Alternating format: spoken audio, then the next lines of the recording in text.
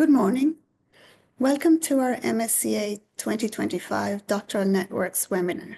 A quick reminder that today's webinar is for staff from both academic and non-academic organizations. We are delighted to have so many of you with us today.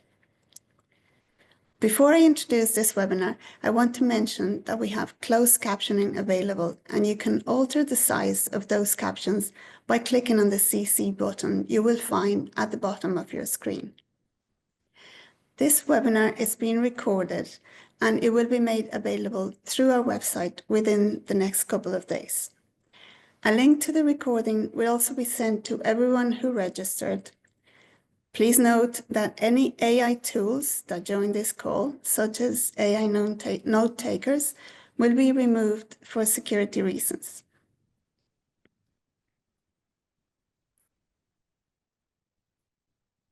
My name is Blanca Suarez Bilbao, and I am one of two national contact points for the MSCA in Ireland, based in the Irish Marie Skłodowska-Curie office. My colleague and MSCA National Delegate Jane Carrigan is also with us today. The IMSCO is supported by Research Ireland and operates under a joint partnership with the Irish Universities Association. Our mission is to support the research community in Ireland across all disciplines and sectors in both applying for MSCA funding and implementing MSCA actions. We do this by promoting MSCA programs and supporting applicants through workshops, information sessions, and webinars like this one. For more information on the services we provide, please visit our website. Jane will post the link to our website as well as our contact details in the chat function. Thanks, Jane.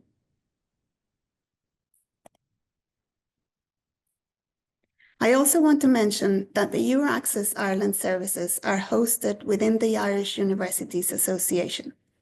Euraccess Ireland provides tailored and free advice to researchers and their families coming to work or study in Ireland. Jane will post the links into the chat. There will be a Q&A session after these presentations, so I invite you during the session to post any questions you may have into the Q&A function, and we will address as many of these as we can. Many thanks for those of you who already submitted questions at registration.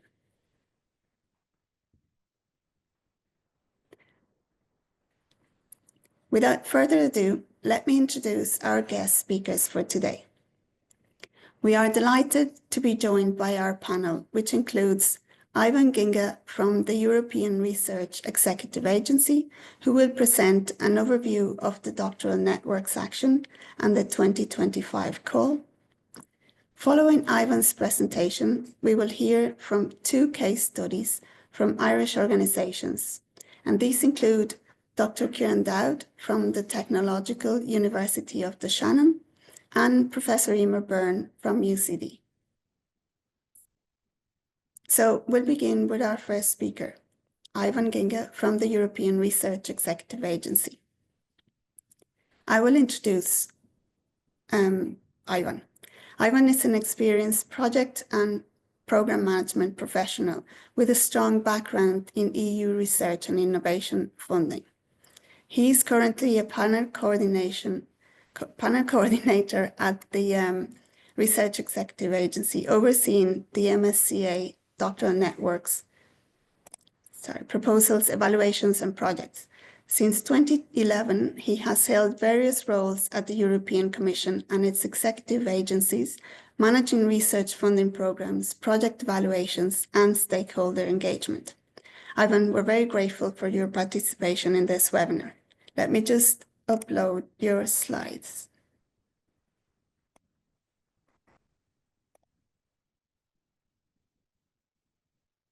So you can all see these? Sorry, more please. Yes. No. Blanca. So I'll just advance the slides for you. Okay, perfect. Thank you very much, Blanca. Good morning, everyone. I will, as Blanca mentioned, I will give you an overview on the 2025 MSCA Doctoral Network Program. The content of my presentation will be, first, we'll give you a brief introduction of the MSCA work program. Then I will say a few words about Doctoral Networks 2025. I will mention some points on the eligibility rules. The next aspects will be on funding mechanism and some more details about the financial aspects. Another point will be an overview of the evaluation process and the evaluation criteria. And at the end of the presentation, I've added some useful links on different aspects of our call and projects. Yes, so as you can see from this slide, Marie Skłodowska is within the pillar 1, excellent science.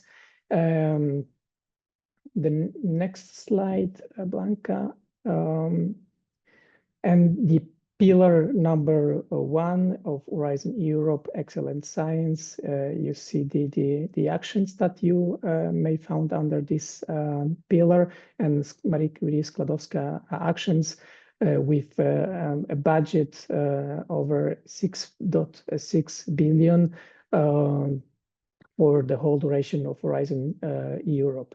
You can also see that we have 12 Nobel Prize winners, either backed by or involved in Marie Skłodowska action over a period of 8 years. Next slide, Blanca, thank you.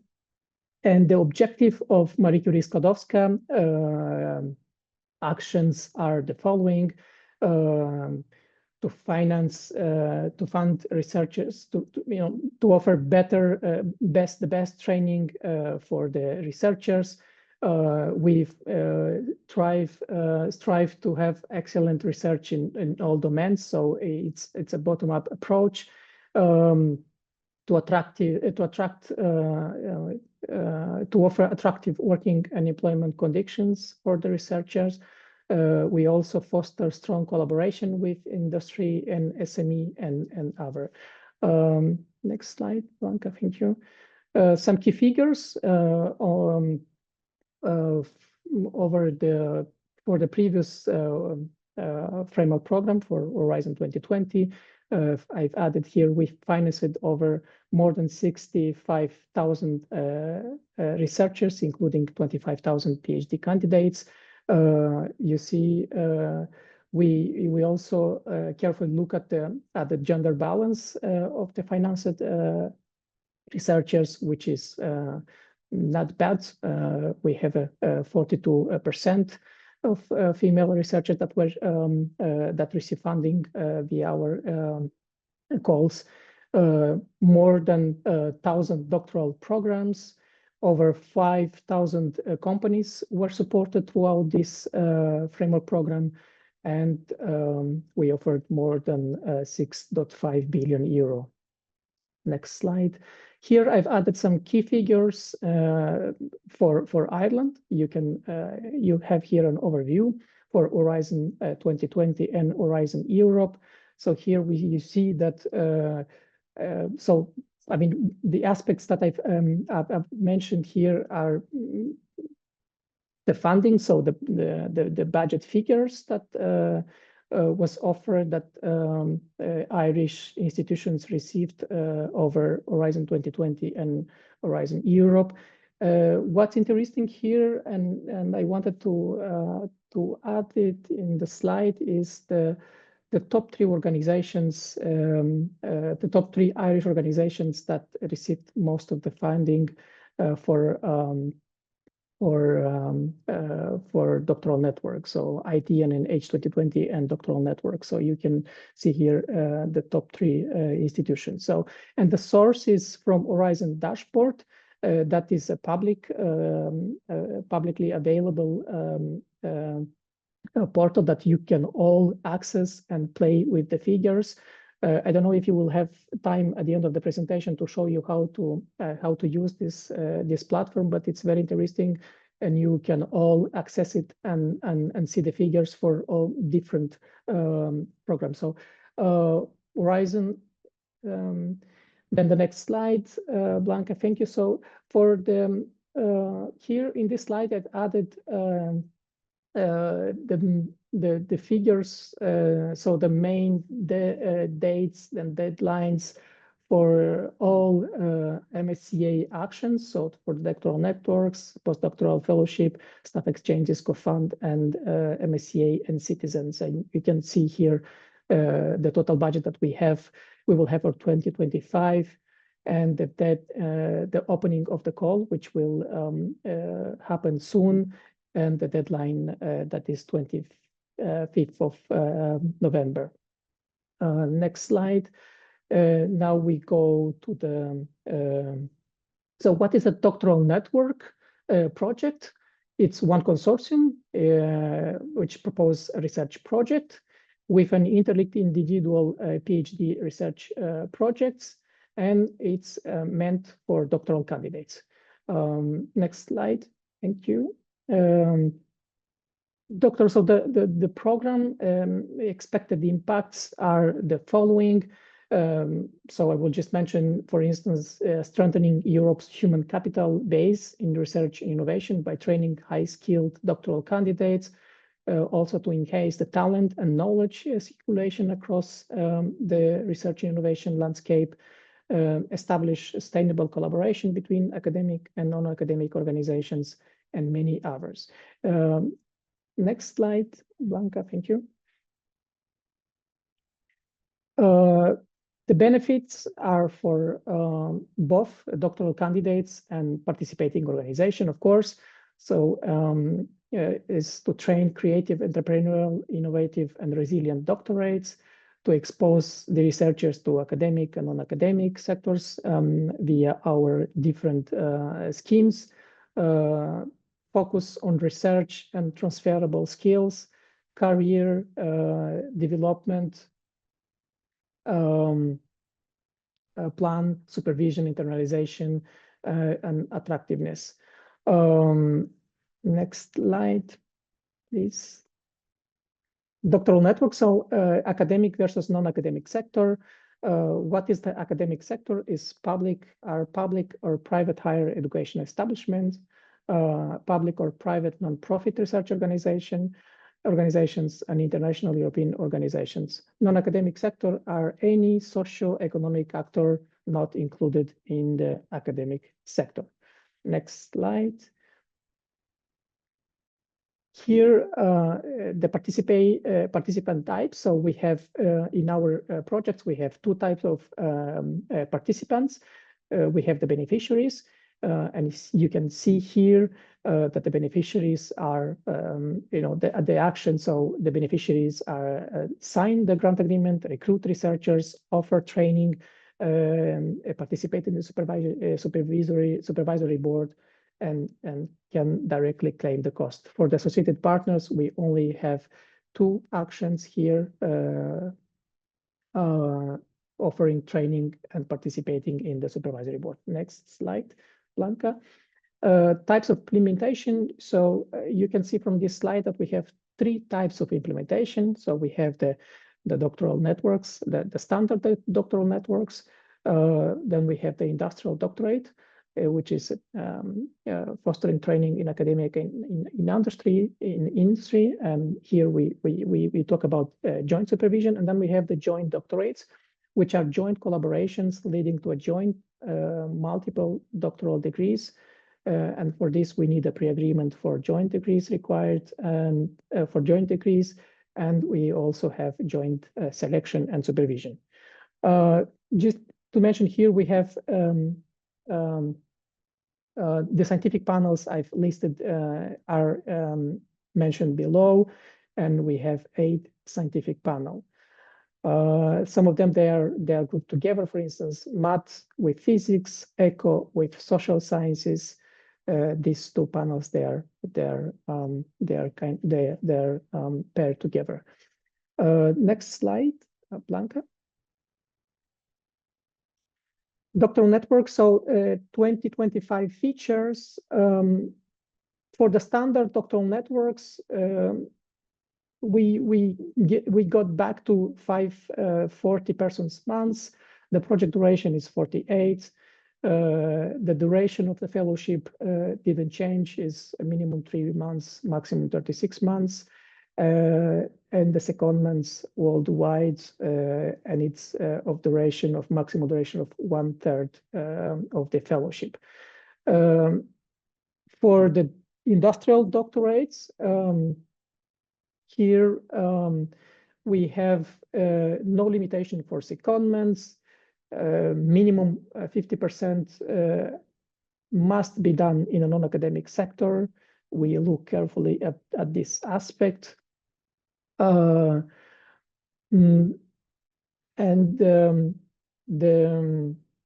the non-academic sector as beneficiary or associated partner. So this non-academic part can be implemented through a beneficiary or associated partner. For the joint doctorate, the project duration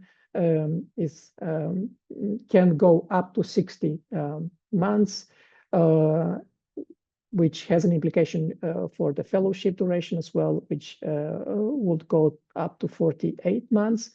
Again, no limitation for secondments. The fellow must be enrolled in a joint, double, or multiple PhD with at least one in a member state or associated country.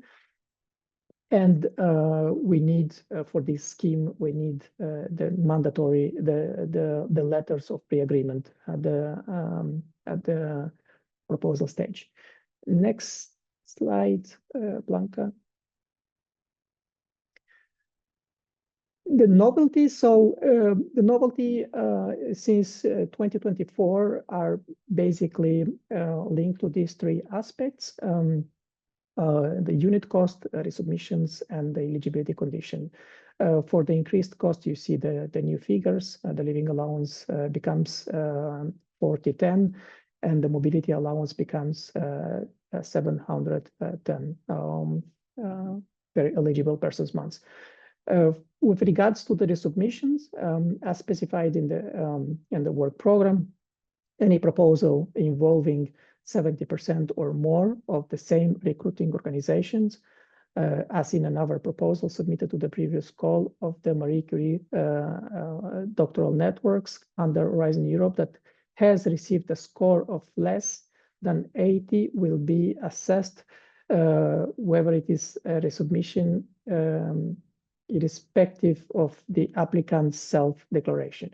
So here we look carefully at the resubmissions, especially those that received less than 80%, to make sure they comply with this rule. And I can say here, for instance, during the evaluation, the resubmissions are treated with careful attention. And maybe, well, they are treated with careful attention, and maintaining always a transparent and a balanced approach with regards to the other proposals, making sure that the actors involved in the evaluation process treat the resubmissions adequately.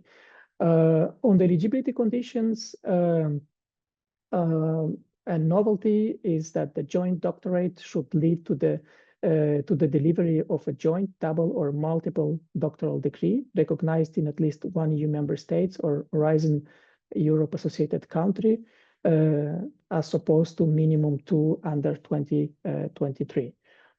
Next slide, Blanca. Some words on the general eligible conditions. So at least 3 independent legal entities, each established in a different EU member state or Horizon Europe associated country, minimum 1 beneficiary from an EU member state, and we don't have minimum or maximum of associated partners. All beneficiary must recruit at least 1 doctoral candidate, and one important aspect, not more than 40% of the EU contribution may be allocated to beneficiaries in the same country. Next slide. Eligible participants who can apply, any legal entity worldwide, but not all applicants are eligible for funding. Consortia, and the composition of consortia can be universities, research institutions, and research infrastructure, businesses including SMEs, and other socio-economic actors. Next slide. Doctoral networks, with regards to the eligibility countries, the slide offers an overview of the eligible countries. So we have on the EU countries the member states and the overseas countries and territories linked to member states. From the non-EU countries, we have the country associated to Horizon Europe, the low and middle income countries, and other countries when announced in the call, or exceptional if the participation is essential. Specific cases, affiliated entities established in countries eligible for funding, EU bodies, international organization, research organizations so international European research organizations are eligible for funding, and other international organizations are not eligible, only exceptionally if their participation is essential. This, for instance, during the evaluation, if we have this category of international organization, the experts are specifically asked to confirm whether their participation is essential to the implementation of the project, of the action. Next slide, please, Blanca. The size and the duration. So as I've mentioned already, the proposal, so maximum duration is 48 months for DN and for standard doctoral networks and for the industrial doctoral. And we have an incentive for GDs here of 60 months, fellowship duration from 3 up to 36 months. Incentive here is given to joint doctorates again, and secondments worldwide, and as I mentioned, any sector up to one, and it's up to 1/3 of the fellowship duration for the standard ones, and no limitation for the other two funding scheme. The size in terms of persons months, it's 540. So yeah, this doesn't change. Thank you, Blanca. Eligible researchers. Researchers must be doctoral candidates, not already in the possession of a doctoral degree. That's very important. Be recruited following an open, merit-based, and transparent recruitment. Researchers must be enrolled in a doctoral program, any nationality.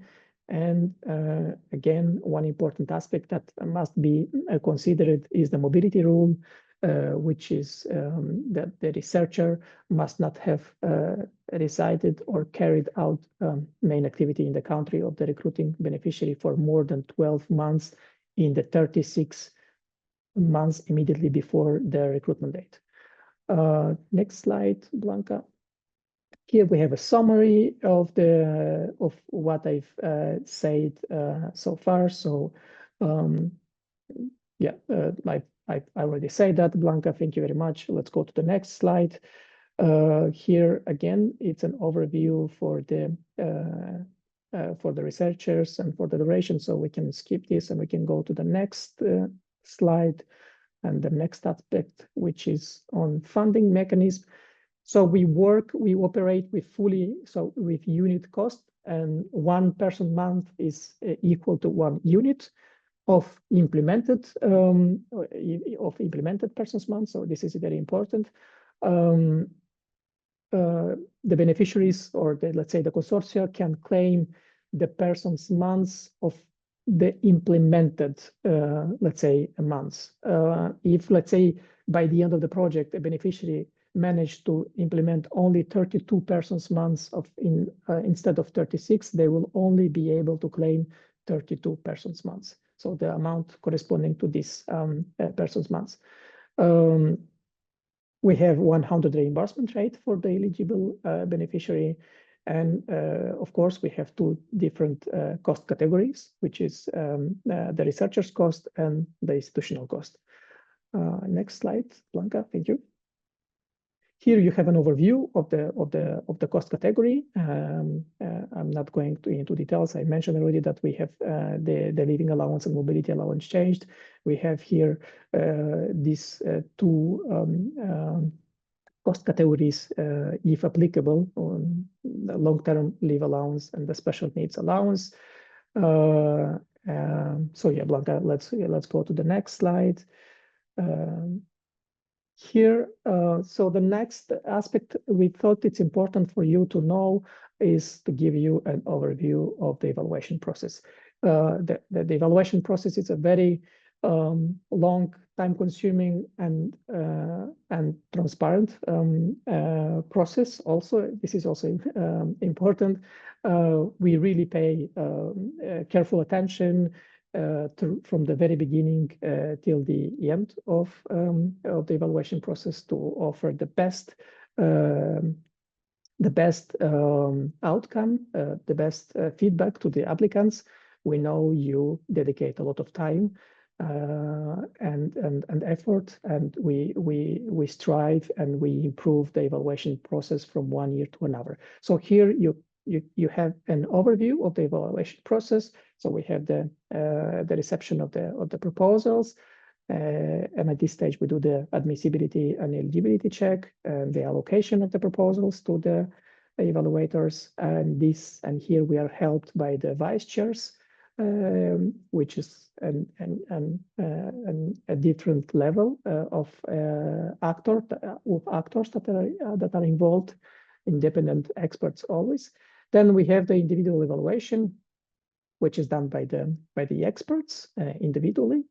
The next step is the consensus group. All individual experts discuss together to agree on a common position, including comments and scores for each proposal. So at the individual evaluation, it's important to mention that there are no scores. So the scores are given at the consensus report stage. Then we have the panel review, which is a stage where we do, so it's basically an intense week that we do, during which we do the last quality check before we finalize the process and send you the outcome. And the panel review ends with the finalization of the ranking list. Next slide, Blanca, thank you. Here you have an overview of the award criteria. So you see we have three award criteria: excellence, impact, and implementation, and the sub-criteria, and the weighting and the priority, for instance, when we have the ex aequo cases. And we have always ex aequo cases, and this is the first criteria that we use to order, to finalize the ranking list. Next slide, Blanca. How to apply? The procedure is on the EU funding and tender portal. You can find all the information you need there. We have all the useful documents. So we have the guide for applicants, the proposal template, the work program, also the manual for which is on the submission, on the how to submit the proposal. And we also have a section on questions and answers on the portal. How it's structured quickly is we have the part A and the part B. It's important to mention that the part B, we have 30 pages limit. So this is really important. Make sure you don't exceed this limit. Blanca, next slides. Some tips on the proposal preparation. Read the MSCA work program and guidance document. Use the proposal template. Read carefully the evaluation form. Don't underestimate any part of the proposal. Write each section clearly and coherent with all the section in the proposal. Perform an internal peer review with your consortia partner before you submit the proposal. You may consult your national contact point, Jane and Blanca, of course. Duly complete the part A and start preparing early, and don't leave the submission for the last minute. This is really important. Think like an evaluator. Write for an evaluator. We always give this tip to our applicants. Next slide. So I'm almost at the end of my presentation. Thank you for bearing with me. We thought it's important to mention that we are planning an event, a call info day on the 24th of June. It's you can join us live or watch the recording on this platform. Yeah, that's I thought it's important to mention this. Blanca, next slide.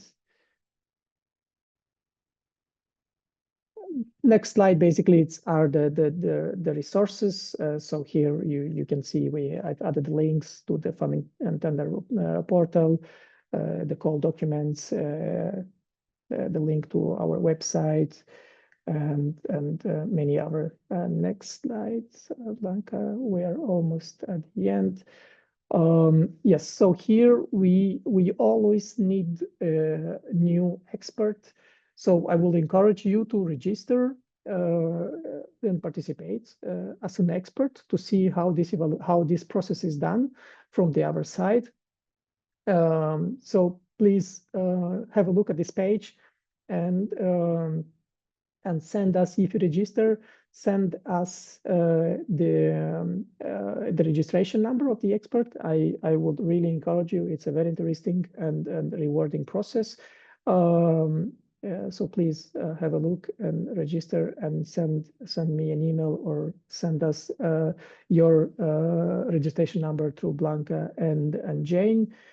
Next slide, Blanca. And yeah, that's it from my side. Thank you very much for your attention, and I'm sorry for the lengthy presentation.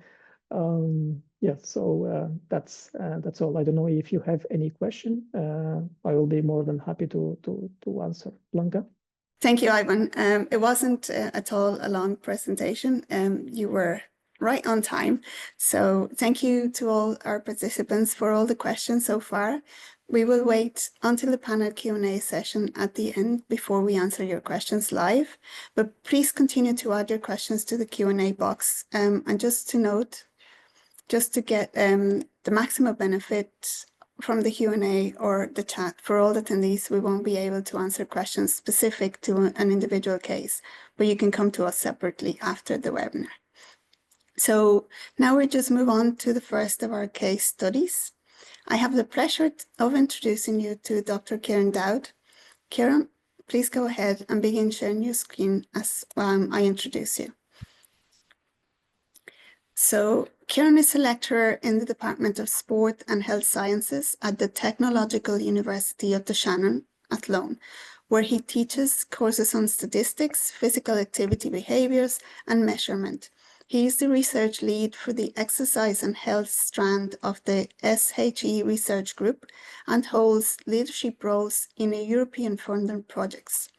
Kieran is a coordinator of the MSCA funded In-Deep Doctoral Network, which he will be talking to us about.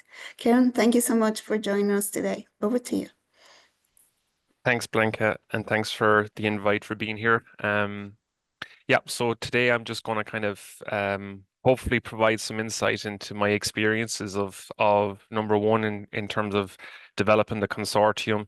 Number two, kind of give some experiences or some practical guidance of what I found valuable in terms of the actual preparation of an application, and then some detail on things I've learned since the project has started. We're just about 15, 16 months in. So just to make a start in terms of the origins or the building of a collaboration, I suppose we were lucky enough that we had started working on European projects from 2013 through a joint program initiative and through a cost action that probably 70% of our consortium had known and worked together. And it was a benefit for us to be able to say that we had a track record of being able to achieve in different projects. So building the consortium is the first step, obviously. And that track record is of benefit.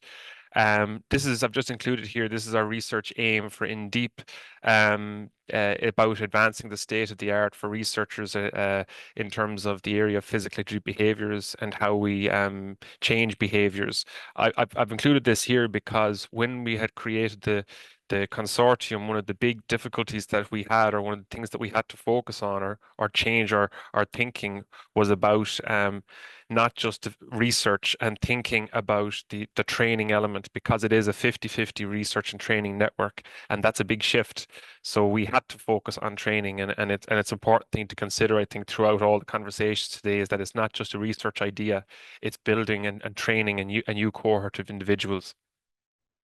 Once we had a consortium developed, we had identified our program has 10 PhDs, and we had highlighted areas of expertise for each of our collaborators and targeted individuals who we didn't have that could support our focus. And I'm not going to get into specific elements of the project, but that's the way that we targeted it. We got expertise in specific topics to try to support what we needed.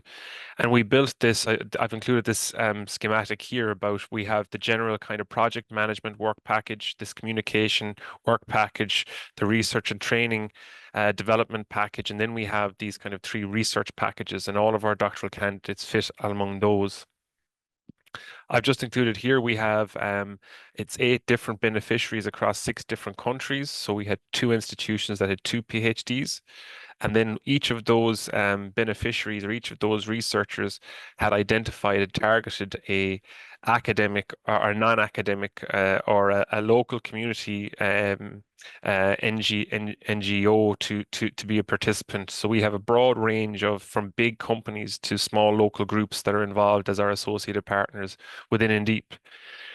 So that was our building of our collaboration, our collaborators, and our building of our groups. And that's the first step. But I suppose when you start doing the application, some of the key things that I encountered, and I suppose that this isn't trying to just kind of really, I suppose the word I said is diplomos, or to kind of really speak up for the NCPs that are just on this call. But we're very lucky in Ireland because we really did utilize them. So I'm going to go to the second point first here, is that we applied and we were successful in our second call because I didn't give myself enough time or start early, as Ivan suggested. We tried to do our application in about 6 weeks and had no opportunity for a review with the NCPs, and that review is vital. And it's not openly available to every single applicant within your institution. You kind of need to kind of really step forward and early identify early that you want to apply, because that review is essential, because the members, the NCPs that are here, they have experience, and I can honestly say our application benefited so much from that. So whatever the deadline is that you're looking towards, set it as 6 weeks early for when those usual reviews have, and already start putting in your request for to be the applicant to get that. It's essential. We also availed of the Enterprise Ireland grant writing support fund, which was critical because we had the opportunity to get, we didn't have external grant writer support here in my institution at the time. So we were able to get external supports, and that insights into the terminology and the insights into the Part A, Part B, Part B2 that Ivan was speaking about were essential, because it's a steep learning curve. And then that opportunity of the time and writing were really, really important. So I suppose the first thing is to plan well in advance for you to really appreciate that, or to really gain the benefit of those reviews, because they're essential. One of the other really important things is that I was lucky in my application that we had collaborators that were workers, that did give feedback, that did support, that got that documentation back to us quickly because you need it. So those collaborators, selecting people that you get on well with, that are positive, that are constructive, that there's not a fear when you're going into supervisory board meetings, it's essential. And building that good network is key. Having that, ensuring that you're comfortable with the people you're working with. You also need to target people who you know are going to take on responsibility. Look at the doctoral networks; they're large, and if you look at there, we now have 7 work packages, including an ethics work package, and each one of those needs a lead, and each one of those needs a chair, and each one of those needs to have members of committees to support. And with beneficiaries, we have 11 members of staff that are members of the supervisory board that can support that. And if you're down 1 or 2, next thing, everybody is double jobbing. So you need people that will take on those roles. So highlighting or identifying people that are willing and interested in really contributing to the project is key. The third thing in terms of the preparation is the budget. And I know that everybody would always prioritize budget, but when you I know I even had had some information up on this, and I've just included this breakdown from when we applied, which was 2 years ago, and the funds have changed slightly. But when I was told, well, it's a fixed budget, it's there and it's automatic, and you think, well, the budget is there. We worry about this after the grant, and that we just make sure that we can do what we need to do within that budget.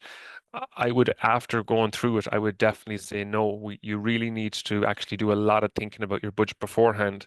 The couple of reasons for that: look at the researcher funds are there. We see it, the contribution for the recruiter researchers, and they can't be touched. So there's no issue. But that's for a 3-year period. For us in our situation, it's a 36 months, and that's a difficult thing in Ireland to get a PhD within 36 months. So there's considerations there, but what happens beyond that, or if it's not done within 36 months, and they're real. You really need to think about those. But the institutional contributions are the real ones that to think about. For example, that you have your management and indirect contributions, but you take overheads, and if you have student fees to pay, that they quickly add up. And in Ireland, that's one thing, but in other European countries, there's increased fees. Again, for the unit contribution for the living allowance, that yep, the contributions have increased, but we do know that in the Netherlands and in Germany, in other countries, there are really important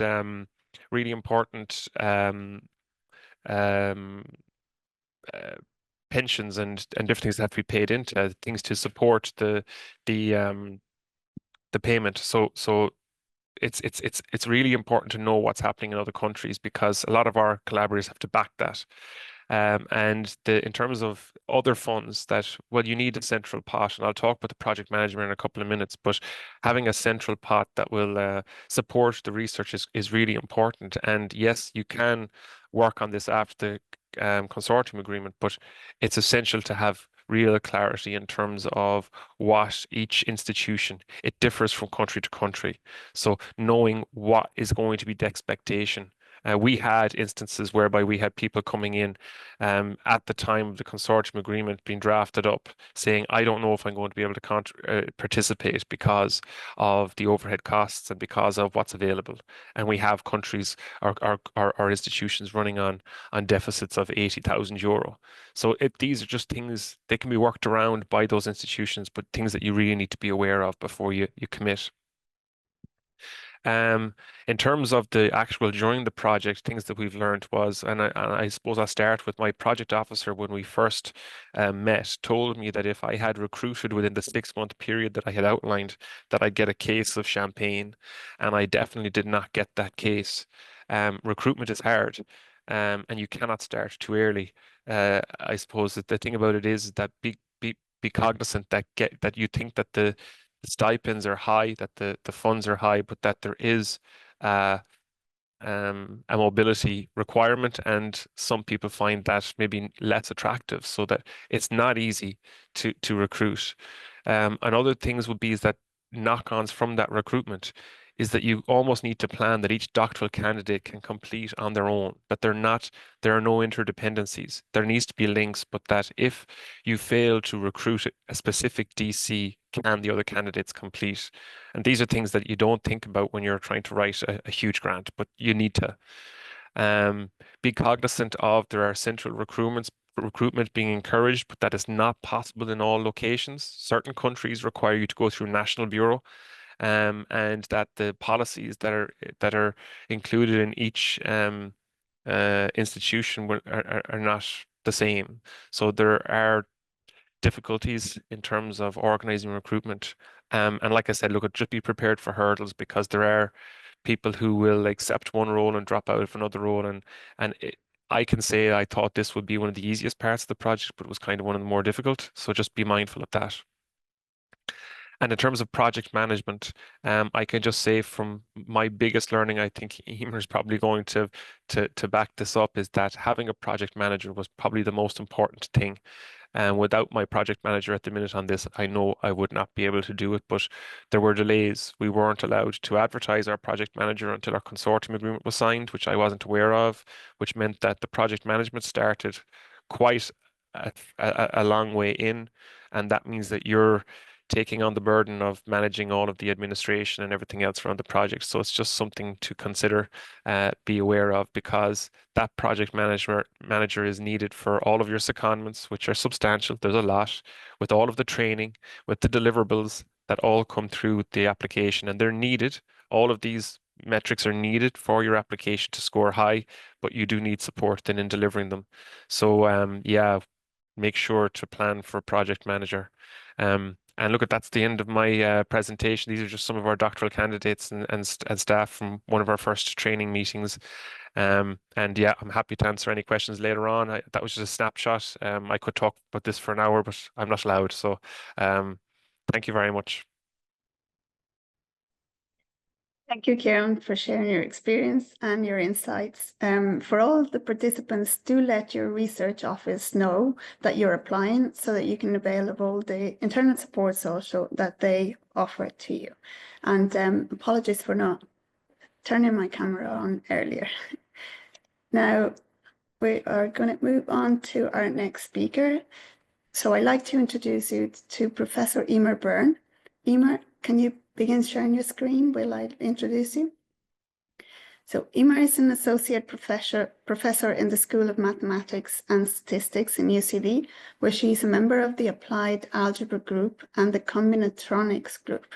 She works in discrete mathematics, especially coding theory and related structures. Emer is the consortium leader for the MSCA Doctoral Network and Code. So over to you, Emer. Thank you. Thanks very much, Blanca, and thanks for inviting me to participate in this event. Okay, so our doctoral network is called ENCODE. You can see already some of the partners, but I'll talk about them a bit more later. Sorry. So I guess we start with just to give you an idea what the project is about. It's a good idea, I think, with a proposal like this to sort of start with an overarching problem that everyone in the consortium is going to contribute to. So what we have is that standard thing, our world is dominated essentially by digital communications, everything we do, all our financial transactions, when we do our bookings, everything like that. At the same time, data can be compromised, damaged, or disappear due to errors induced by noise, disk failures, untrustworthy servers, and malicious attacks.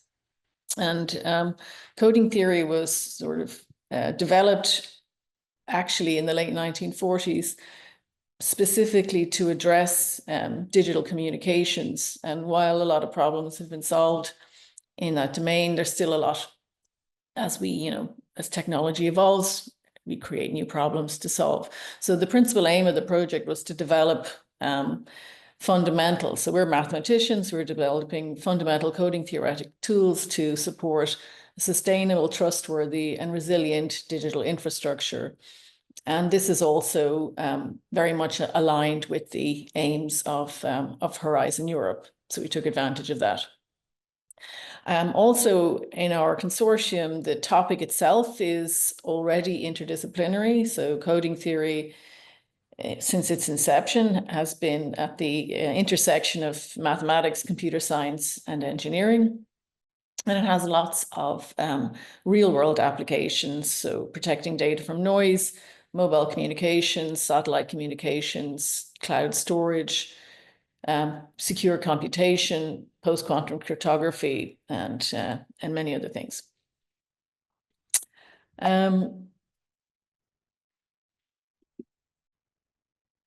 So this is what our consortium looks like now. It's spread across these cities, I guess. So Brussels, Dublin, Eindhoven, Helsinki, Munich, Neuchâtel in Paris. It's not a huge consortium. So at the time that we applied, I think there was a maximum of 10 PhD students that you could recruit. So we recruited 8. And it comprises 7 rather academic partners. So 5 beneficiaries. So that's INRIA in Paris. University of Neuchâtel isn't technically a beneficiary because they're our Swiss partner, but they get funding from the Swiss government and for all intents and purposes are a beneficiary. Dublin, UCD, and Technical University of Eindhoven and Aalto University in Helsinki. And then our non-intersectoral partners are all in industry. So this is Worldline, Zifra, Crypto Experts, and NXP. So these are companies generally involved with security of digital transactions, or in the case of NXP, they do a lot of semiconductors and things like that. You can read more if you want to. We've got a website that explains these things in more detail. So the consortium was built, I guess, in order to produce a cohort of students. So we're going to be able to tackle next generation issues in digital technologies. Wouldn't be necessarily natural for all of us to have industry partners. So it was quite a bit of effort to bring those in, but it happened in different ways. So Worldline and NXP, for example, are very large companies. Zifra and Crypto Experts are both startups or small businesses. So what have we done so far? So we recruited 8 PhD students. They're enrolled at 5 different academic centers, so mostly universities. INRI is a research institute. And we actually applied first under Horizon 2020. So I think we submitted the application in January 2020. We were unsuccessful, and it had been modeled on the joint doctorate strand of the MSc Doctoral Networks. So when we applied the second time, we were successful. So we applied in, I think it was November 2021. And we actually retained a lot of the structure from the joint doctorate, but without having to have each student being given joint or multiple degrees. And the reason we did this was simply because some of the institutions couldn't participate under the joint doctorate situation because of differences in the degree schemes. So, for example, some universities in some countries require students to take a 4-year degree. So that might be at odds with another one that would only require 3. And in any case, it worked out. But for this reason, we have very strong supervision. So each doctoral candidate is advised by researchers at 2 different universities. Each PhD does a fairly long secondment at the partner university. And in addition, does a 3-month internship with an industry partner. And then along with all of that, we have a bespoke training program to support the core research or adjacent research topics for each student, so that each student is essentially well versed in all of the activities that all the other doctoral candidates do, in addition to a large professional development program. So the projects themselves are in combinatorial and algebraic aspects of coding theory, and our action started actually in March 2023. So we were notified around May of 2022 that we had been successful, which we didn't feel left enough time to recruit students for September. So we actually decided to wait until about 6 months before the following September in order to start the action. So I couldn't agree with Kieran more about the need to recruit early. So 6 months actually also isn't a huge amount of time to do recruitment for, so we were recruiting around March and to have students in place for September.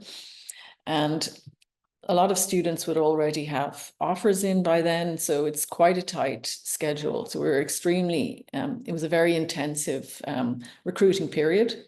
We had a central recruiting platform. We asked students to choose or rank their favored projects, and we did several interviews, mostly online, and then offers were made, usually around May, in most cases, end of May, to have things in place for September. There's also some people can have issues with visas and things like that. So you really need to have offers in place well in advance. Okay, so how did we build the consortium? Well, some of the beneficiaries had participated in a cost action, so similar to Kieran. This one was called Network Coding and Designs over GFQ, and I think the action was actually completed in 2016. But not everyone had participated in the action, and we also were familiar with each other, some of us, in advance of it. But it gave a very credible story about our ability to cooperate, and participating in an action like that also gave everyone a chance, I guess, to see how well people performed in those kind of cooperative systems. So at the time that we were starting to put the consortium together, I would say that in general, there was a very solid sense of trust among all of the applicants, which benefited us a lot when we were making our application. I have in blue here eyes, so this triple I thing is mentioned a lot with doctoral networks, at least at the time that I was applying. So international is generally not too difficult to cover. It's sort of intrinsic to the proposal. In our case, interdisciplinarity was already inherent in coding theory. So the topic itself is interdisciplinary. Like I said, it's mathematics, computer science, and electrical engineering. At the same time, those disciplines are not so far away from each other that people can't talk to each other about them. We just have a different view, ask different questions, and have some different skills. But this also meant that our projects could be quite solid. They wouldn't be dependent on an activity taking place at a different institution that nobody else could do. So we were able to mitigate a lot of risk just by the virtue of our own topic. And how do we bring intersectoral partners on board? So for our topic, the natural intersectoral partners would be coming from industry. So I'd say a lot of it was led basically by people. So researchers in industry already known to some of the academic partners. For example, people who had been doing postdocs with some of our current advisors, who then moved to industry and working in a research lab in a company, and would be willing to take on a student for a short internship. Some of our technical universities have very strong industrial connections. So, for example, Aalto and the Technical University of Eindhoven, there would be quite a lot of fostering of relationships between companies and academic departments, and we're able to take advantage of that. And then beyond that, especially for the smaller companies, just personal recommendations, people meeting somebody at a conference, having a discussion about it, and seeing if there was any scope for cooperation. So bringing all that into place takes time, and I was prepared for that. So as a consortium leader, I allowed around 12 months to bring the consortium together and to write the application. And I would say that's a good period of time to prepare for a proposal, unless you already have something that's in place. There's already something that's effectively acting a bit like a doctoral network, and then it's not too much maybe to push it. But in our case, it made a massive difference. It made a massive difference because it allowed us to give partners time to produce any documentation. At the time, we needed to collect letters and things like that from industry partners, to make sure that people were on board, that they would stay on board, to understand the separate needs of all the different beneficiaries and the rules and regulations associated with their universities, and try and find a way around that. And then most importantly, to get feedback on the proposals from our own research support services, in my case, in UCD, and then from the national contact points. So I have to say that in my case, I agree with Kieran, the national contact points advice was absolutely gold dust in writing a good proposal. I don't think I can ever thank those people enough for the advice that they gave me on that. Also, we took advantage of the Enterprise Ireland grant to allow you to develop a proposal, and we used that to hire a consultant who also read the proposal and gave some good advice.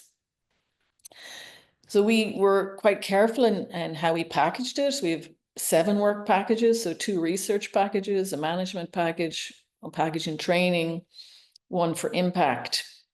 We had a separate package for industry liaison in order to, which is quite useful because industry changes. So someone in industry will, in 3 years may have moved on somewhere else. So things change at a pace that's quite different to academia. And we also had a package on equality, diversity, and inclusion.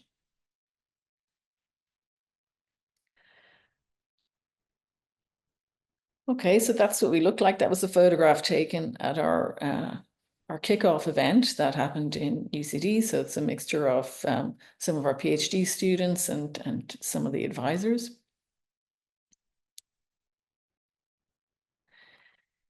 And how have things been going? Well, pretty well. Once things get up and running, it's good. There's a little bit of pain in the beginning. So again, like Kieran, we had quite a wait before we could hire a project manager. When we did, it changed things utterly, but things like the consortium agreement, which should be straightforward, is not straightforward because there's no legal document that involves a lot of people that's ever straightforward. So you have to allow quite a bit of time for that. But once we got things up and running and had our manager in place, things, just started to improve. So this year, for example, our doctoral candidates are now in their 2nd year. So some of them have already presented work at conferences, but there's much more of them doing it now this summer. So for example, in these major conferences in the US, we've got our first papers up on the open repositories. We've done a lot of public engagement activities. The management structures are in place. We have a nice forum for the doctoral candidates to communicate with us. We've just submitted our midterm report, so we're hoping that that's going to go well for us. And then finally, just to say that being part of an MSc Doctoral Network is extremely rewarding on all fronts, for your research, for your profile, for the ability to create a program that's designed to the research that you're interested in and want to address. It is quite a lot of work, but I would highly recommend doing it, and anyone applying for one, I just wish you the best in going forward for that. Emer. Sorry. Thank you, Emer. Thank you for all those practical insights. I'm sure everybody would appreciate them. Now I would like to bring in our guests, all our guests, to join me on the panel. And if you please turn on your video, don't do as I did, I'll forget. Right. So many thanks also for those who are submitting questions upon registration and also in the chat function. So we'll try to get as many questions as possible. Ivan, if I may start with you for some of the more technical questions. So we have here, and you mentioned it already in your presentation, but can you quickly summarize the main changes between this year and last year's call? And specifically, if there's a question here saying, are the ends, so the standard doctoral network, the standard doctorates and the industrial doctorates, are they now funded for the full 48 months? Has this changed from 2024? Okay, so Blanca, so for the changes in the call from the 2024 to 2025, it's basically the cost. So the cost category. So we, as I mentioned during my my presentation, we increased the cost for the researchers. So the allowances for the researchers as of this year are higher. Then when there is a change, so there is a change also for the GD. So just to clarify, for the 48 duration of the fellowship. So this is only for the GDs, since the duration, so the project, the overall project duration is 60. And the fellowship duration is 48. So 48 months duration for the fellowship is only applicable for the GDs and not for the standard doctoral networks or the other, the industrial doctorate net. So this is this, just to clarify this, right? Another change, another novelty is with regards to the resubmission.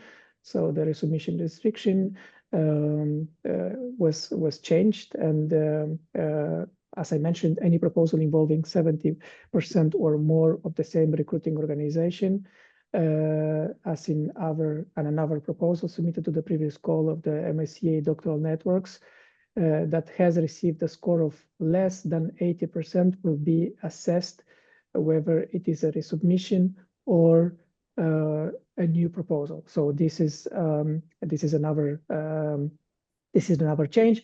And then we have the eligibility condition for the GDs that should lead to delivery of a joint, double, or multiple doctoral degrees recognized in at least one EU member state. Or Horizon Europe associated country. Okay, thank you, Ivan. And also, I'll continue with you just because it's slightly related to that question. There's a question asking what's the status of the UK institutions. So can they be now part of the consortium as member states or associated countries? Yes, as of 2024, UK became an associated country and can participate fully as a beneficiary in our project. So yes. Okay, so now I'll move on just for the practical aspects. So both Emer and Kieran, and maybe even Ivan, if you can contribute to this, it'll be good. So somebody's asking if the doctorate takes 48 months. You guys have talked about the time that this takes. So it's related to the time and the preparation. So if the doctorate takes 48 months and the maximum project length is 48 months, when they want to know, when do they start recruiting? Do they have to start recruiting before the project starts, or what's the practical advice that you guys can give? I can take this question, Blanca. We won't have a project with a 48 months duration of fellowship and the overall project duration. So this is only applicable for GDs, where we have 48 months duration for the fellowship and 60 months for the overall project. So we don't have, I mean, this is not, I mean, we don't have this configuration of the projects, okay? No, but in general, so the recruitment process, when do they have to start with the recruiting activities? Do they have to wait until they sign the consortium agreement, I suppose, and then? I mean, for, you know, like, indeed, because this, you know, like, this has to be, you know, like, reflected in the consortium agreement, and it's, you know, it's the best is to, you know, like, to have first the consortium agreement, which for us must be prepared and finalized by the month 2 in the project. So that's, you know, like, that's the ideal, let's say, case or scenario, to have the consortium agreement first approved and then initiate the recruitment. But some of the beneficiaries, if they have it, you know, like, very clear from the very beginning, they start this process, or let's say prepare a little bit the recruitment, you know, like the vacancy announcement and so on from the month 1. So yeah, but yeah, the best is to have first the consortium agreement and then to agree on all the, you know, like, specificities, if it's, you know, like, if it's a central recruitment, or if it's, you know, like, it's a decentralized, each beneficiary organizes the recruitment at their, you know, like, by themselves. So depends. I might just jump in as well and say Yeah. that it's everything is designed, and Emer, you may have similar or different experiences, but look, at everything is designed within the MSCA for us to align, and we have our consortium agreement designed for 2 months, or at month 2. The minute, if I was giving anybody advice, the minute that you get notified that you've got an award, I would start doing all of the preliminary work, because there's a recruitment process document that you want to put together to try to standardize things. And you can start really working on, although you've got an idea of what each doctoral candidate is going to do on a project, the detail, the really detailing out what's going to happen and having an advertisement ready, literally ready to go. So as soon as your consortium agreement is signed, that you're able to start putting them out. I probably delayed that. I probably didn't start it early enough. But I think that the moment that your institution allows, and the other thing I can say with the consortium agreement is that our institution required us to have the consortium agreement signed and everything ready to go before we could do any kind of advertising of anything. It might not be the same in every institution, but that was just for me. But having everything in place from the minute that you've got your letter to say congratulations, start working on the recruitment at that point, so that as soon as you can, you're ready to go. Because I know that for me and for InDeep, I probably sat on my laurels a little bit saying this is great, and when the project starts, I'll really get going. And I should have done more preliminary work. So I would start getting all of the preliminary stuff done immediately, so that you're ready to hit the ground running as soon as you can. Yeah, I would agree with that, just to say, but in our case, if we had waited for the consortium agreement to be signed, we would have had massive delays in recruitment. So it wasn't something that was required. So the grant agreement was straightforward, but you've a lot of partners signing up, and you've got industry partners, and there's issues with IP, and there's issues with how you're going to redistribute funds, and maybe you have associated partners who are essentially, you know, contributing to management costs and things like that. So I agree, definitely. As soon as you know that you got the award, to start looking, but you can't just. It depends on what you require for your recruitment process. So if you do it too early, then it's maybe, I think it can be a little bit too early, but to have everything ready and then to allow a minimum of 6 months to recruit. That was my experience. Okay, and actually linking to this, what about the redistribution of the cost? You mentioned it, Emer, and Kieran, you have a project manager. So how can the project manager be funded in this case? Is that funded by all the partners, or would it be only a coordinator that funds the project manager? What way did you guys organize it? Well, in our case, I'll just answer first, maybe that in our case, all of the partners contributed to the management costs, because it's, you know, it's quite a lot of money that's going to be taken out from the project. It basically wouldn't be covered only by your management and indirect costs. Depends, I guess, on the size of your project. In our case, there's only 8 students, so there was, you know, less money in the MIC coming in. Yeah, that we were the same, and you don't get an extra budget for being a coordinator. You get the same as everybody else. So you kind of split. We had negotiations, and we worked. That was the thing that we really started on early, was working out a budget. We targeted the management and indirect costs because we kind of knew that universities or institutions would try to target those for overheads. And so we kind of targeted that as one element, but we also centralized some of the research, training, and networking pot as central training for the likes of your consortium meetings, where you're meeting up for training workshops, and for, like, we have a symposium at the end, which we've also centralized some money to support that. So how much you do, it's all dependent on, I suppose, how many doctoral candidates you have, how many meetings you're going to have. But yeah, that was all preliminary negotiations in advance of the consortium agreement, and we really kind of, yeah, anything that you need to kind of have it centrally taken out of everybody else, is similar to Emer, yeah. Okay, so Ivan, if I can jump back to you about resubmissions. So you obviously know that the cutoff rates for funding were very high in the 2024 doctoral call. And in Ireland, we had a lot of applications that actually scored in the 90s. There was a lot in the 80s as well.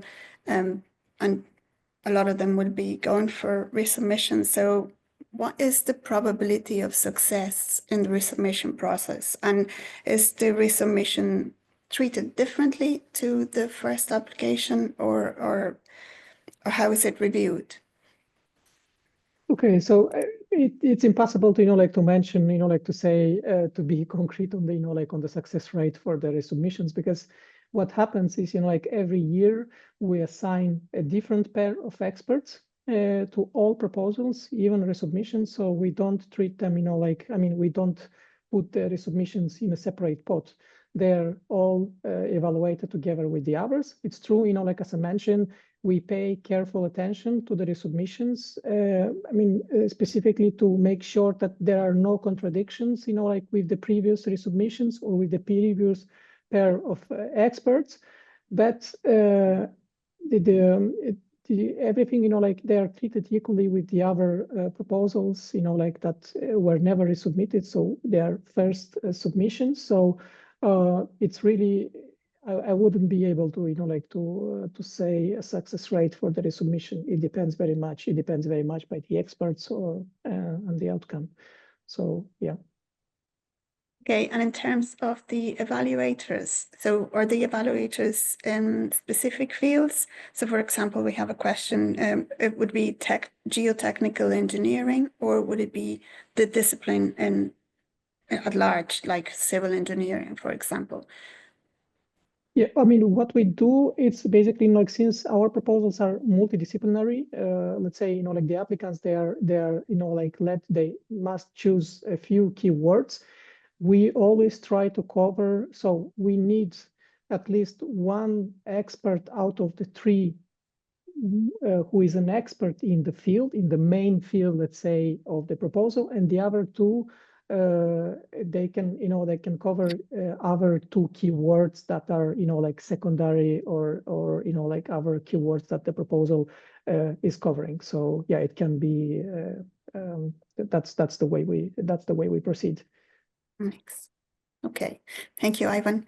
And now back again to Emer and Kieran, if you can ask this. So how do you plan on funding your 4th year, if it is needed? So how do most people fund the fourth year?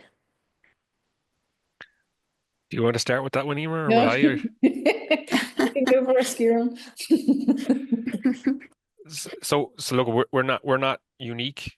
That there are other countries in the same situation, and it's all handled differently. So in some institutions, the overheads that are provided, some of them are paying maybe a 50,000 euro overhead, and they can get fund back from that, or 40,000 annually, and they'll get a fund back that might support it. We're not one of those.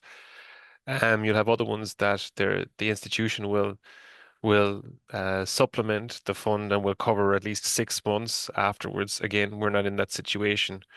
For us at the minute, we were very explicit in terms of our recruitment, that at recruitment we specified that we have 3 years, 36 months of funding, but that in our institution it's unlikely or it's unusual for us to complete a PhD within 36 months to start with, so that at the end of the 36 months, there would be no more funds available for that candidate. So they're aware of that, number one.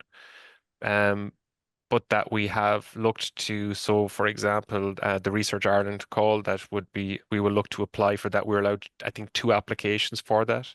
So at the end of year 1, we'll look to do our first application, and we'll do again another one at the end of the second year to try to stipulate that we only require 1 year of funding. Outside of that, I don't really know what else to do.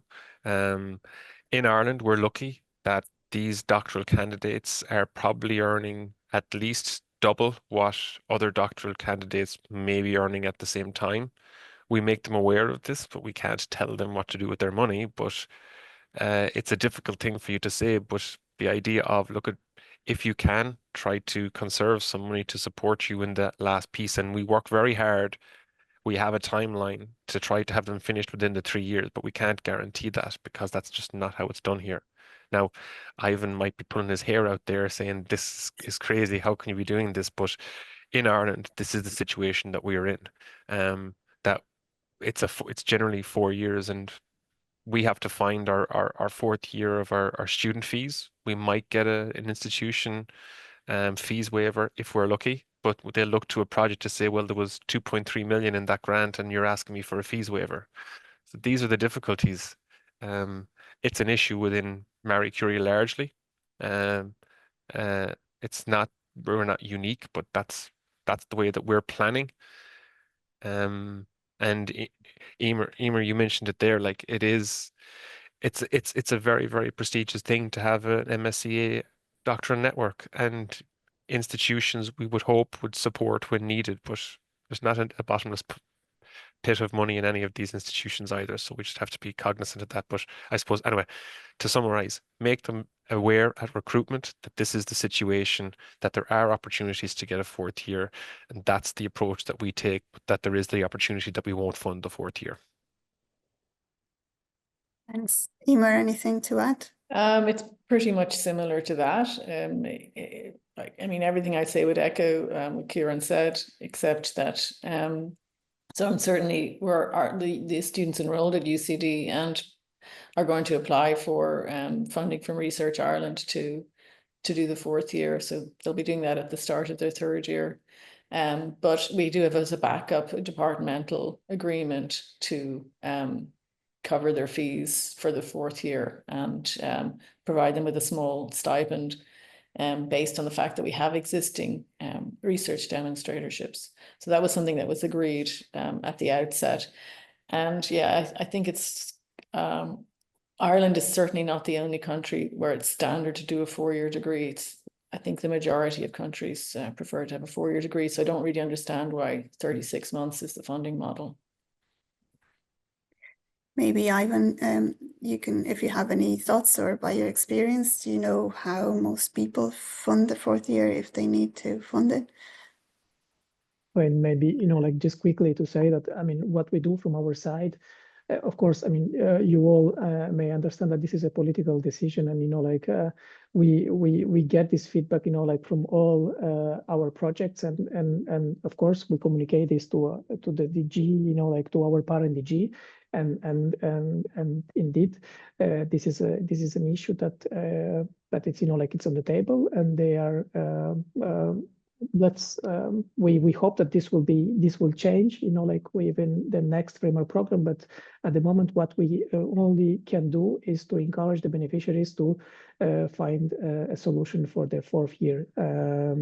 Our, let's say, ways is basically if there are leftovers towards the end of the project, we allow our beneficiaries to keep the fellows, like longer at their premises, and but that's all we can offer, like or save at this point. Okay, thank you, Ivan. I want to go back to Emer and Kieran and the IP issues. So how did you deal with IP issues, if there were IP issues in your project with your partners in industry? So I guess we encountered a little bit of, well, a lot of it was taken care of in the consortium agreement. I was expecting a little bit more pushback from the partners deeper in the project, maybe requiring secondary contracts and things like that, but all those contracts would in any case have to align. So we haven't had difficulty with IP, but at the same time, we're not maybe engaging in projects that are going to be contentious around IP. So the point about the internships in our case is more about the professional development of the doctoral candidates and enhancing their experience. So it's really part of the training program. So not a difficulty in our case. Thank you. Kieran, did you have any issues with IP? No. I would probably say that our IP issues were even less than what they may have been for Emer's project. So no, but like that again, I think the consortium agreement we had, you learn a lot about background and foreground of things that I had no idea about what they were, because it's not something that I was familiar with. But the consortium agreement and engagement with people within the institution was easy. And I think that in situations where you might have a more IP heavy project, that there would be expertise within the institutions to support, because I do know that our technology transfer office were very helpful at the consortium agreement level. Yeah, but we know we didn't particularly have that. Not saying others won't, but we didn't. Thank you. And now that I have you here, I wanted to ask you, I see your consortia included a governmental Portuguese organization and other industry partners. How difficult, or was it difficult, to convince this outside organizations to join the consortia? That one was very easy, because that the person that they share a post between the directorate in Portugal and a university that we were partnering with anyway. So that one was easy. We were dependent. We kind of made the decision that we asked each beneficiary to target their own individual to justify who it would be. And all of them would have looked towards really, really positive existing collaborations. So we'd have, in terms of the genetic side of things, Avira Health would have been one of their groups that they have had a 20-year agreement with when they've done national research, with they have all the data protection, everything that you could imagine in terms of security for anything that might be related to any genetic element. That was all established already. So by trusting in your consortium, who you know, for them to work with people that they know, and generally when those positive relationships are there, you don't have the issues. We've only had probably one issue, and it was probably the least familiar of that any beneficiary was with their associated partner, and that has resulted in a problem, not a significant problem, but just a change in terms of what we have to do. But you'd be amazed, particularly at the application phase, when people don't know if you're going to get it or not, or in something as highly competitive as this, that people are quite willing to give you letters, and then it's the getting them to agree to the work afterwards that might be slightly more difficult. But no, we had no difficulties in recruiting at the time. It was very very straightforward. We were lucky. All right. Emer, you mentioned you knew most of your partners already, and there was a trust relationship. Did you follow a similar process in recruiting the non-academic partners? Well, like I said, in some cases there was a personal connection because there was a researcher working in a research lab.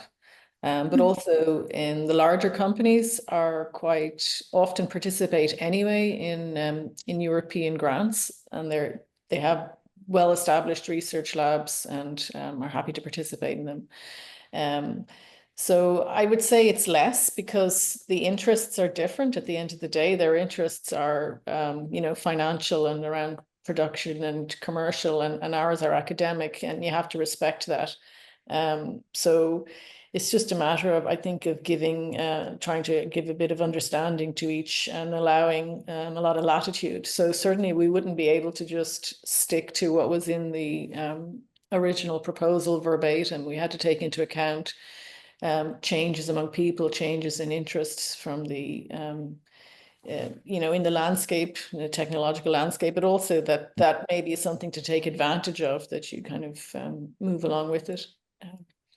And we did actually, for some of the smaller partners, they couldn't stay on board in some cases because it was just too much pressure for them to devote this kind of time to a project like this. So we had to find alternatives. So it was important for us to have an industry liaison package to stay on top of all of that. Thank you. Thanks, Emer.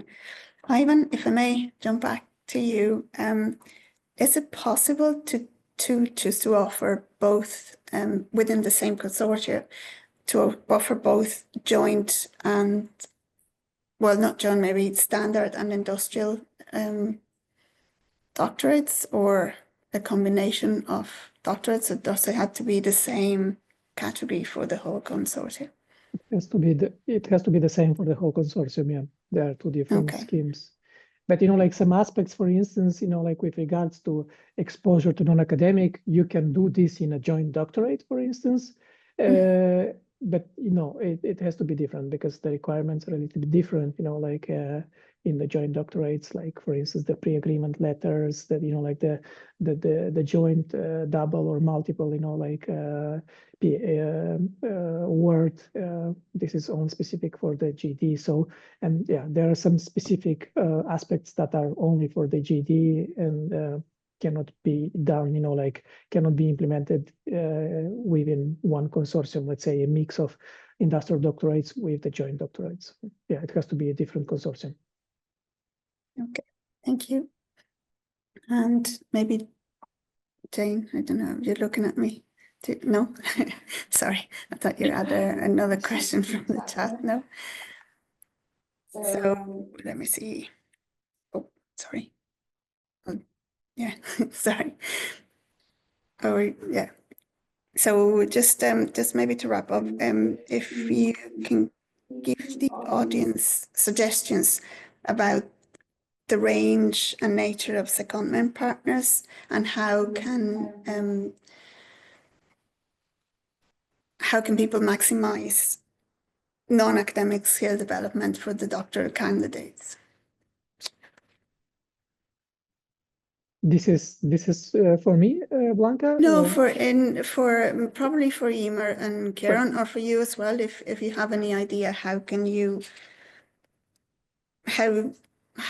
have the best range, I suppose, of secondment partners and suggestions to maximize these for the benefit of the candidates. Is there a regional, so maybe a geographical element plays a part, or an intersectoral element plays a bigger part?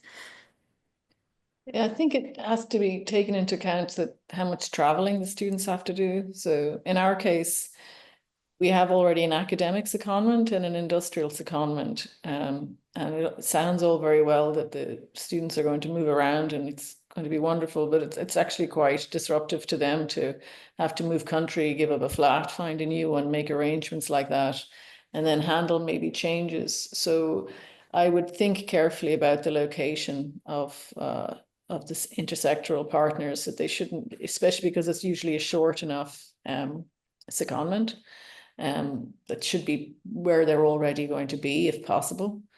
Also, it means that if something goes wrong, that it's less disruptive as well.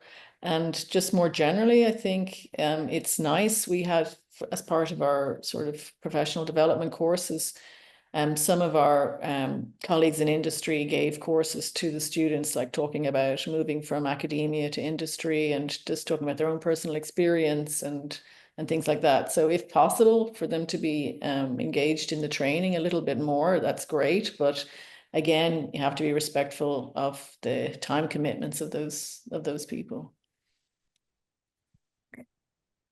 Thank you. I can only back up again with everything that Emer has said. Look at the key to this is that it's a train, like we forget about the training a lot. And I think that from what I have heard is that we got funded because we probably did a good job on the training along with the research. The research side of things is generally easier for academics. But the training for each doctoral candidate, we would have had it as a beneficiary responsible for each doctoral candidate, and we would have asked them to essentially do a needs analysis of what they felt the next best researcher for the next generation, the best research for the next generation would need, and try to tailor it towards that. But then you very much have to be cognizant of, yes, the travel. It's easy for you to turn around and say that they're going to spend a third of their 36 months, which is what you're allowed, on secondment, but that costs, and soon your research, training, and networking costs are gone, and then you have time away from the supervisor, and then you have deliverables that need to be met. You've got tasks that need to be met. So it's a difficult balance to make, but I think that less, maybe more, ensuring that where they're going and who they're going to can really add to their training and their skill set. That's the key.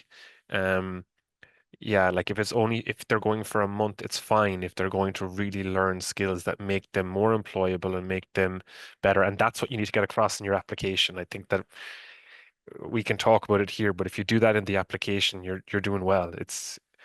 Yeah. Okay, know. thank you very much. Thank you for that last nugget of information. It's great, and thank you all for your contributions. Unfortunately, this is as much as we have for time today. So I want to thank you for joining us, and hope that you found it informative and useful. For the participants, I especially like to thank the panelists for giving your time so generously and your insights. A recording, as I was saying, of today's webinar will be up on our website, and the links will be sent to everybody who registered. Please do follow up with me or Jane if you have any questions that we didn't answer, and our contact details are in the chat function. So with that, I would like to wish you all a lovely day and a very pleasant week.